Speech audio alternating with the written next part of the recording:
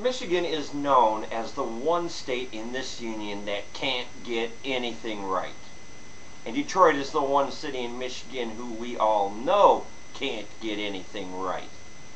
Case in point involves a recent scandal, the latest scandal involving Detroit Mayor Kwame Kilpatrick and a whistleblower lawsuit which morphed into a near $9 million payoff to 3 people from the police department, and damaging text messages unearthed between Kilpatrick and his former chief of staff, Christine Beatty.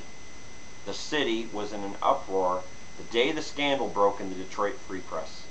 Mr. Kilpatrick, you then proceeded to avoid the entire media scrutiny while you remained on vacation out of state for an entire week. Then, a week later, you came on air with TV with your wife Carlita by your side and publicly apologized. I listened to that apology on Channel 2. I believed about the first 2 paragraphs of your statement where you apologized to the Detroit citizens and said you did wrong. But the rest of it could have won a Tony Award for dramatic acting. It almost looks as if you cried on cue. This in itself garnered A-section headlines the following day. In it, you made it clear that you were the man in charge, and that no force in the world could stop you from continuing to do what many citizens of the city are afraid you'll do, and that's continue to rule. By the way, did you know that you said that you were in charge? The TV station said Carlita would be on camera. I had no idea she would be on camera. Further, I had no idea why she would even want to be on camera. At best, this was a wound freshly reopened. Now, I give Carlita kudos for her courage. I've been on the receiving end of cheating significant others, and it makes the heart turn. And in my case, only a few close friends knew about these cases. But here, the city, the state, you two, the nation were all watching you. It could not have been anywhere near comforting for her. I give Carlita credit. She's using Tammy Wynette's anthem, Stand By Your Man, and she's proven that she's doing it. You also did take the time to apologize to your children. Now, I'm not sure how old they are or if they're able to grasp the situation yet. I'm not sure you've even taken the time to tell them about this since the scandal broke. But if they are able to recognize trouble, they undoubtedly still have questions for you.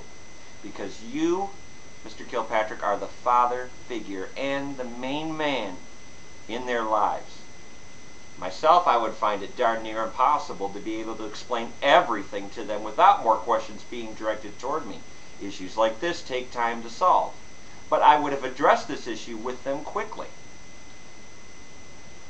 Mr. Kilpatrick, if I were only a fly on the wall at that time and could see things the way you and your family did versus what we're reading and seeing, the tone of this video would be markedly different. I would hope somewhere we are reading some exaggeration, and we would like to be proven wrong and get back to business as usual. But the way you handled the affair up to this point casts much doubt on it. I am pretty sure, for example, somewhere along the line that you knew that archives from the text messages could be saved for use later on.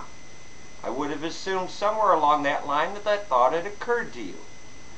But your texts with Miss Beatty were relentlessly risque.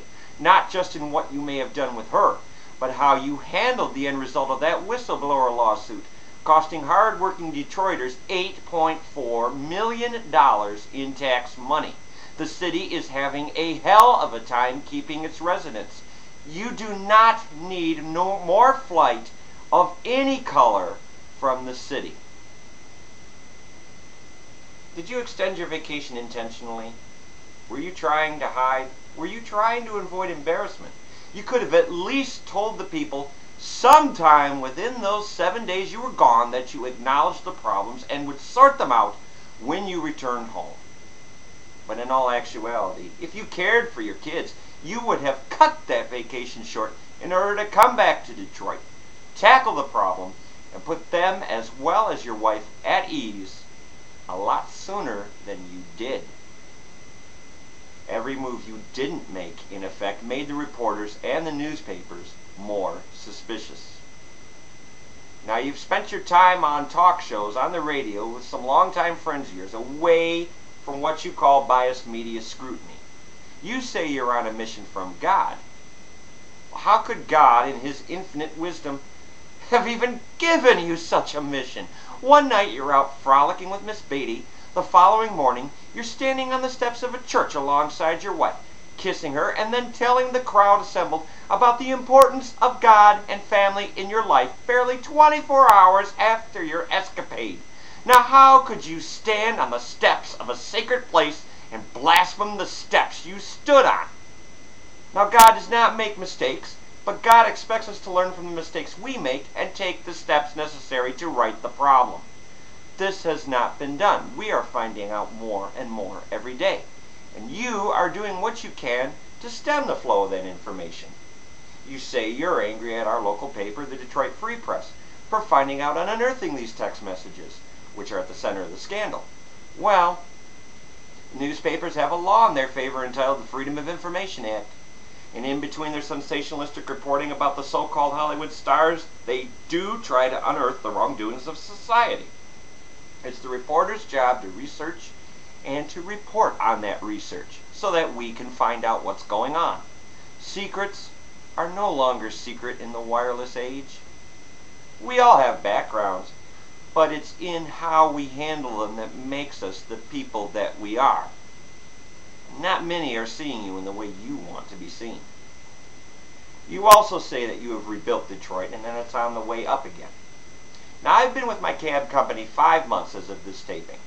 I've yet to make a trip into a Detroit neighborhood without thinking of Ground Zero, New York City. Now, 6 years in office is a short time to rebuild an entire city of this length. And having worked in local government myself years ago, I know that processes can be hampered by contracts and so on. But at least show us some signs that there can be a future in some of these neighborhoods. Detroit is not all about downtown. Your recent ribbon cutting at the Detroit Winter Blast was little more than a PR stunt. Did it show a neighborhood in transition with working streetlights and free garbage collection? No. Oh, okay, you want me to talk about downtown? I will. There are some good things going on down there. I'd particularly like to see the Book Cadillac and Shelby hotels once they're finished. But the way you say you're on top of Detroit's rebirth makes it sound like you are the lone architect of the plan. Dennis Archer started the Detroit rebirth. It was Archer who first planned the Riverwalk. It was Archer who helped lure the Tigers downtown, and then the Detroit Lions followed. Archer helped bring CompuWare into the fold. And firms such as Quicken Loans will come to downtown only because they're following CompuWare's lead, not necessarily yours. Mayor Kilpatrick says he will not resign, that it is not the right thing for him to do. But it may be the moral thing for him to do. The mayor can stand on church steps all he wants, but it would be the same as me standing by the Niagara River and saying, I built this river. I would end up falling into that river. Detroit can't afford to fall into its neighboring river. I'm sure Mayor Kilpatrick wouldn't want his family to do so either. There's bound to be plenty of sleepless nights in that household.